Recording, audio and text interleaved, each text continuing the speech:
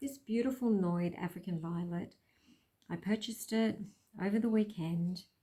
It actually has 2 plants in the pot, so it needs dividing up.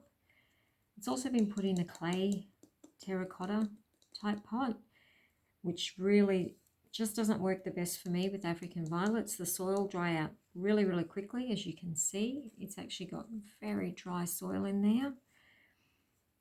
So I actually just find that it's better to have your plants in a plastic pot. They seem happier. So we'll just get it out of this pot.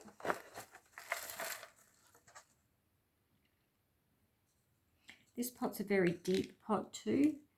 And African violets don't really like deep pots. They prefer probably wider and shallower pots. When I say wider, I mean depending on the size of the plant, of course.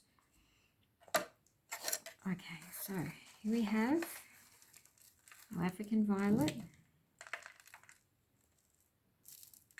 Oh, and actually, what's actually happened, if you can see, is it's sported a second plant off to the side. So what we can do is we can gently, if I can show you as I do it, just pull them apart. Now the trickiest part of dividing an African violet is doing it without breaking leaves. It's never easy, and you always manage to break a couple off, which is fine. You just get some more plants from it. So there's one plant, there's a second plant. So it's actually only one plant that's flowering at the moment. That one's not. So we can pot them up. A pot here. That's a nice sized pot to put them into.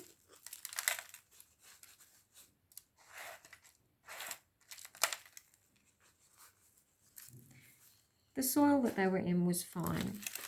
It was just the pot and having 2 plants in the one pot that just won't give you the optimum growing environment like that.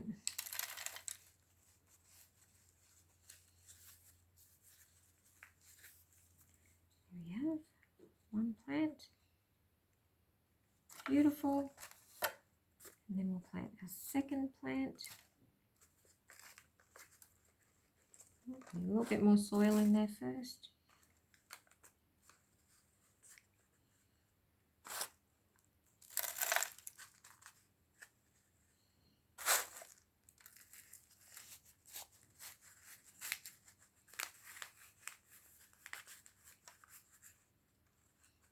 When you plant them, try and have the crown, which is the center part, in here, up out of the soil. You don't want it sitting down in the soil where it's going to get wet and moist, because African violets don't like that. They can end up with crown rot.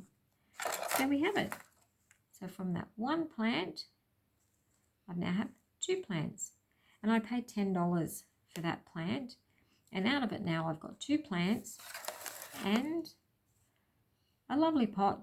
But when I clean out all the soil, I can actually sit an African violet in there, put a little bit of some pebbles, gravel in the bottom, a little bit of water in the bottom, keep the water to a minimum amount so it's not actually going to be touching the base of the African violet pot, because you don't want the plant continually sitting in water and drawing up water, because it'll end up with root rot. But if you just have the pebbles in the bottom, a tiny bit of water, gives you a bit of more humidity for the plant, and the plants love that. So yes, so I hope you enjoyed this video. Please like and subscribe if you'd like to see more African violet videos from me. Thank you for watching.